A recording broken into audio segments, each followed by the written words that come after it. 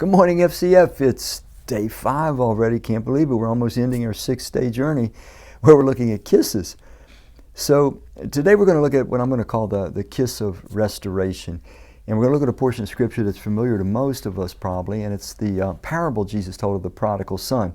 By the way, that parable, in my opinion, it sort of takes us all in. We're all the prodigals, and the Father, lovingly lets us go and explore and have our own way, always in the hope that we'll come to ourselves and return to Him. And that's how the parable goes. The young man goes to his dad. It was outrageous what he did. He asks for his inheritance before his father is dead. And the father knows that the young man is full of rascality, that's not going to be tamed, and he says, okay, you can have it. The young man goes, he squanders all his fortune very quickly, and he literally is starving to death. When the Scripture says he came to his senses, he came to himself, and he realized that even his father's hired hands lived better than what he was living. So he decides he's just going to take his chances and go home, and he's going to give his father a speech. I'm not worthy to be your son, but maybe you'll just let me work for you, because he knew the hired people were treated better than what he was living. So he goes home. He's got his speech all ready, and then we have this scene. So let me start reading in Luke 15. And, oh boy, I lost my verse here. Here we are. Let's just cut right to verse 20. So he got up and he went to his father. But while he was still a long way off, his father saw him and was filled with compassion for him. He ran to his son. He threw his arms around him and kissed him. The son said to him, Father, I've sinned against heaven and against you. I'm no longer worthy to be called your son. But the father said to his servants, Quick, bring the best robe and put it on him. Put a ring on his finger and sandals on his feet. Bring the fattened calf and kill it. Let's have a feast and celebrate. For this son of mine was dead and is alive again. He was lost and is found. So they began to celebrate. So here's this incredibly beautiful scene. The son has got his speech prepared. If you read the verses before where he's going to tell his dad, I'm not worthy to be your son, but let me just work for you at least. And the father won't hear any of it. He runs to the son, which is very suggestive that he was kind of maybe looking for the son someday to come back, eager for the son to come back. He runs, he grabs him up, and then of course he kisses him.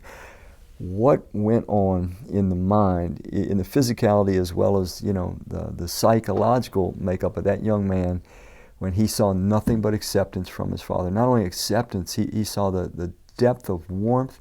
His father treated him just as if he had never left. His father treated him just as if he had never sinned and squandered his wealth. And the father immediately sets about to not just kiss him, but to restore him and to treat him like a full son. He treats him like he never went away before, like he never went astray.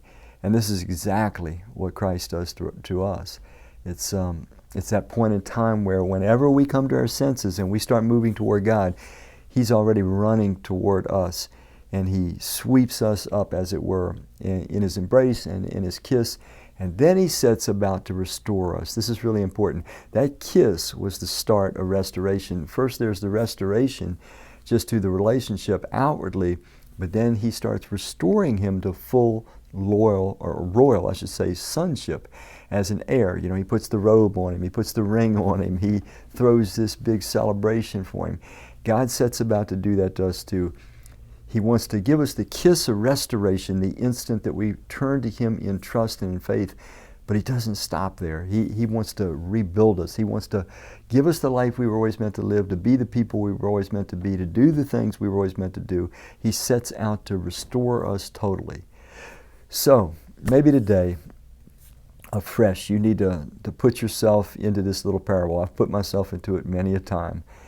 And just experience the kiss of restoration afresh, and let God once again remind you and maybe get you back into that process where He wants to restore full sonship to you. He wants you to be rebuilt, as it were, inwardly, and then start to rebuild things outwardly, to be the son, to be the daughter, to be the man, to be the woman of God that you were always created to be.